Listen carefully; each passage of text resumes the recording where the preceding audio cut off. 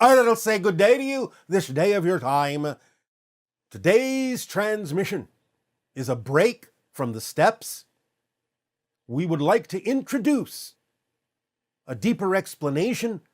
of the concept of what we refer to as soul cycle, the cycle of the soul. So your title is Soul Cycle. The idea being that in looking at the diagram that we have provided, you start as a soul. Imagine a sphere of light, choosing to become physical, or in other words, to have a physical experience, as we have outlined, is the product of the soul choosing specific paths, specific experiences, so the soul can grow, specific ideas, specific challenges. And this is done by creating certain patterns of energy within the soul. And these patterns of energy will allow part of the soul to render down bit by bit, collapsing down into the center of the soul, as you see in the diagram. These vibrations and these specific frequencies, these specific vibrations, as they collapse down into the center, as they are focused into the center of the soul, first and foremost, create the idea of the planning stage, the blueprint stage, the template stage, where you lay out, vibrationally speaking, all of the challenges, all of the themes that you are choosing to explore specifically for the soul's growth in what you refer to as this incarnation. So this is where you arrange and order, from conversations with your guides, with soul family, so on and so forth, the beginning of condensing down into a kind of pattern, that which represents the blueprint of the physical experience that you are choosing to have. It orders the idea of what the personality will be like, how you will approach things, and the way in which you will allow yourself to experience challenges so that you can transform them and overcome them. And then as the vibrations continue to condense a part of the soul, remember, the whole soul still stays there. That has not shrunk, but the condensation has happened within the soul, so that a part of the soul, some of the material, so to speak, of the soul, within the soul is being condensed down by these vibrations, by these frequencies that represent the soul's path in physical experience, reality. And so as it continues to condense, now you're talking about arriving at the level where the soul is about to be born physically through the physical processes that you experience in space and time, physical birth. And in that condensation,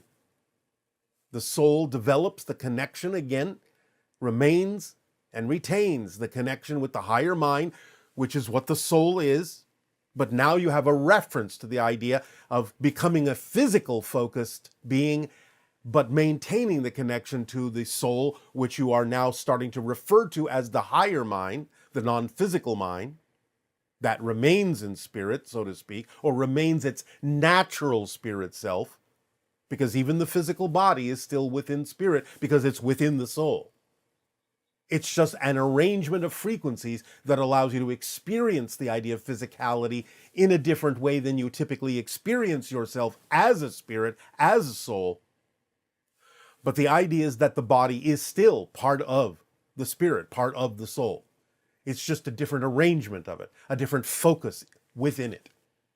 And now you've arrived where you have the physical birth and being a young child, which is still very strongly connected in awareness to the soul, and can, in a sense, kind of expand back out and condense again and expand back out in a way that you would recognize from the space-time perspective as the opportunity for the young child to still go back to spirit, to not necessarily remain as a physical focused being. So for about 7 years on average, a young child still has the ability to be aware of its connection to all that is, its connection to higher mind and soul, to communicate freely, to remember things like other incarnations, so on and so forth, other connections to extraterrestrial forms, so on and so forth, but to also start organizing over those 7 years, on average, can be 9 years, can be less, but on average about 7 years, start organizing in a way that it starts absorbing ideas telepathically from its parents, its society, its schooling, its friends, to lay the foundation, to overlay the challenges, the belief systems, to feed the personality with the belief systems and arrange them that will be representative of the challenges that that soul chose to face. So now this is where they start becoming crystallized into a physical personality based on the belief systems that are necessary in order to experience the challenges that the soul chose to experience in order to discover new aspects, new perspectives of itself, and to grow by transforming these challenges and overcoming these challenges to discover a new aspect of the self. And then, in the final completion of the solidification, the crystallization of that physical persona within the center of the soul, when all the vibrations have, in a sense, finished their task of creating that physical personality within the center of the soul, now you have the older child or the adult that is fully ensconced within the idea of the physical reality it has chosen to experience, the culture it has chosen to experience, the belief systems, the themes it has chosen to experience, and how the personality expresses itself, and how it goes about responding, reacting through the belief systems to whatever it is that will give it the best opportunity to face these challenges and to transform them in a way that will allow the soul to grow. Then the cycle, in a sense, is reversed. As the soul and the physical personality learns more and more, as it chooses to transform challenges in a variety of different ways, the consciousness begins to expand again. And so the physical crystallized idea of the personality that is representative of the physical being starts to soften, starts to expand back out again, and becomes more aware, becomes more connected, aware of its connections to higher mind and other dimensions and spirit and ETs and all sorts of things. And this is the transition that you experience from the very dense third density physical experience to the less dense fourth density physical experience, which is where many of you are now transitioning into. You're becoming a fourth density human. That means your consciousness is a little bit more relaxed, more expanded, going back out toward the idea of what you are as a soul, allowing more of the vibrational connections that created your physical personality to be used as conduits of communication to the soul, to the higher mind, so that you can inform yourself, you can be a better antenna and a receiver for messages from your guides and soul family and angelic realms and extraterrestrials and extra-dimensionals and parallel realities and so on and so forth. Now you're using those vibrations that the soul used to create the physical personality as conduits of communication. So now these vibrations serve a different function, whereas initially they were used to collapse a part of the soul into a physical persona. Now with the expansion of your consciousness back outward a little bit, you are now able to use those same vibrational frequencies as conduits of communication. And then the next step up, you can see, is more the idea of a representation of an out-of-body experience, an astral form, which you experience when you are dreaming, when the body is asleep, where you are going on adventures and having conversations and having other experiences that the physical personality may remember as a dream. But for the moment, you are a little bit more expanded, And when you wake up in the morning, you may collapse back down again, but maybe not so far. So again, you are retaining the ability to ponder what that experience was about in terms of what you remember as a dream. And you are able to use those conduits of communication more efficiently because of what you learned by having the astral experience, the out-of-body experience, while your body was asleep, when you were dreaming. And so, the idea is that then the astral form, being closer to spirit, between, it is not on this chart, but between the fourth density level expansion diagram and between the astral diagram is where my civilization is. As we say, we are quasi-physical, having the traits of both physical reality and spirit, so that we are actually experiencing the way you would experience reality as an astral being while we are still physical. So halfway in between that second and third stage on the diagram on the right is where my civilization exists, where we are evolving more toward being permanently astral, permanently spirit, but still retain physical properties in many different ways for a variety of reasons. But then as you start practicing more of becoming more expanded as a consciousness, spending more time in the astral realm, making different kinds of connections, learning what you needed to learn as lessons from that physical experience,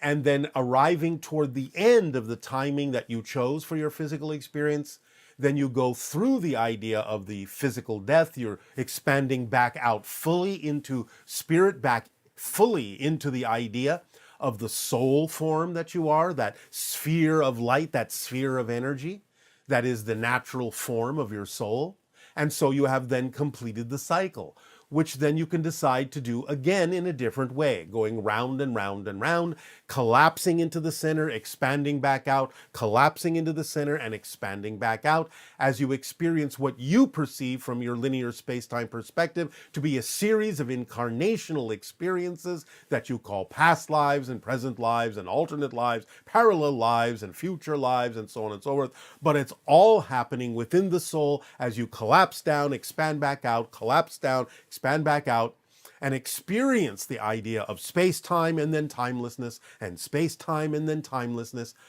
We will talk about the degree of time in another transmission, because there is a difference between the way you experience the concept of time in physical reality, the way you experience the concept of time as a soul, and the way that the oversoul experiences the concept of time. And we will discuss this at another time. But for now, you can see in this chart the idea of the soul cycle, the cycle of the soul, as it creates experiences within itself and then goes back to its full self and then condenses down for a different experience and goes back. So it's kind of like breathing, in and out, in and out, the expansion and collapse and focus of consciousness, and the expansion back into the idea of the full awareness of the soul. Now, this idea still all happens simultaneously, even though we are describing it from a linear perspective, as if these condensations happen one after another. That's the linear perspective. But again, we will discuss at another time the perspective of the oversoul, where all of these collapses down to different personalities and all the expansions back up to the soul level all happen simultaneously from the oversoul's point of view. So, we would like to have then presented this to you so you can ponder this cycle, ponder this chart, and understand the idea of what is happening, so that you realize that the truth is your body does not have a soul. Your soul has a body. You don't have a soul, you are a soul. And it is within yourself as a soul that everything you call the physical reality experience happens, until you decide to expand back out and experience yourself once again as the full soul that you are, always have been, and forever shall be, because you are eternal and you are infinite, and that is who you are, and that is what you are, as an aspect of all that is. So we thank you for allowing us to share this idea with you this day of your time.